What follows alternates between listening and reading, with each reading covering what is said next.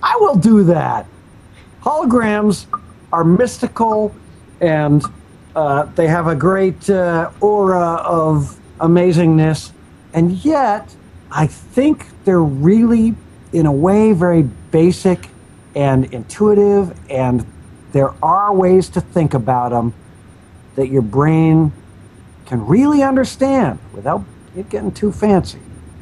And one little riddle I gave myself, which I will give to you, helped me understand one little chunk of how holograms work. Let's say that I was going to send a piece of paper into space, and I was to decorate it in a way that was to tell any alien who found it that there ought to be a dot in space right here above this plane, or maybe a dot in space right here above the plane, or maybe one right on the plane.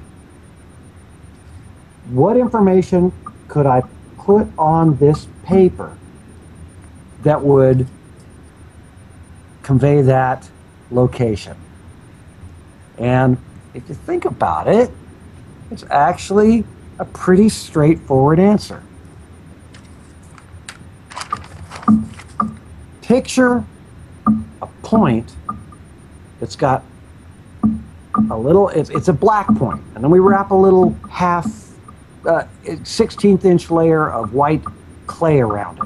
And then we wrap a 16th inch layer of black clay around it, and a 16th inch layer of white clay around it. And we build it up so it's this ball of alternating black and white. Now, if we decorate our piece of paper like this, with even-sized stripes, then there's really only one place where that point, which is represented by the center of the sphere, can be, and that's right on that dot on the plane. If we wanted to represent the dot being above the plane, oh, here, let me go back to the other one. Because if you put that stripy sphere on the paper and cut it right in half and put the center of the sphere right on the paper, those lines are all going to be the same thickness, and they're all going to be that same distance apart from each other. Now, if we wanted the dot to be up off the plane, imagine cutting through the sphere not directly through the middle. The stripes are different sizes, okay? And that stripy pattern can only indicate one point in space, which is the center of the sphere that's capable of making a pattern like that. I'm sure of those things, which means that, here's the nugget for you hologramists that we're going to bring back later, that if you have a target pattern on a plane, that can define the distance from the plane, the location over the plane, and I believe, I'm not certain about this, but I believe it also contains, what's the word? It also contains information about how far apart those unambiguous.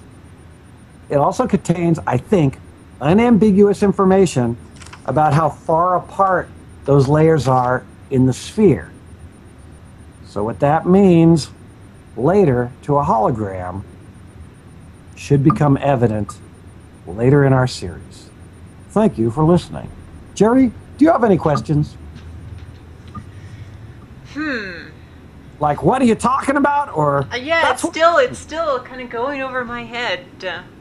Oh. So George, one thing that I have a hard time understanding is when you're talking about these layers. How do these layers relate to a point in space? I mean, what are these layers? Oh, well, you know, I was going to say we'll get to that, but this might be a good part of getting to that. This might be a good time to carve that next section. All right. I'm going to propose an idealized version of how you would take a hologram, how you would create a hologram. Okay. And my idealized version is this. You have a point in space, which is giving off light, okay? It's radiating out light. There are, and let's assume that it's coming out in waves, not necessarily particles. And these waves are propagating out from that point at a certain rate, okay? Blip, blip, blip, blip, blip, blip, blip, and each time it blips, it sends out another ring at the speed of light. And then let's also have, at that same speed, a strobe going off. Blip, blip, blip, blip, blip, same speed. What do you see when you look at the light radiating out from that point? You see concentric spheres around the point. Aha.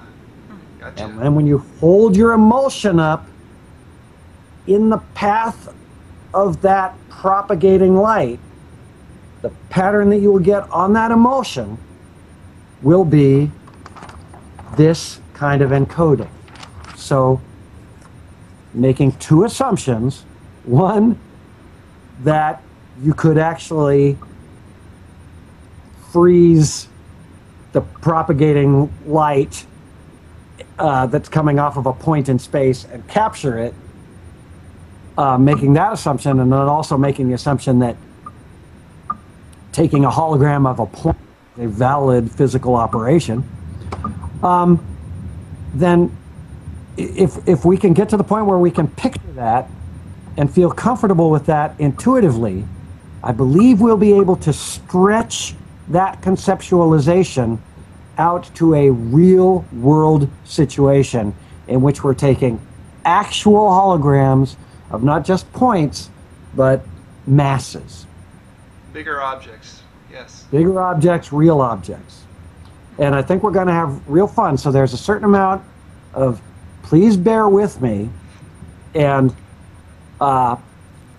if I can get you to sort of understand that this is what would happen in this bizarre world in which you have little balls made of concentric spheres, then if you'll bear with me, I think this will lead to a very deep understanding of holograms, and a fun one too.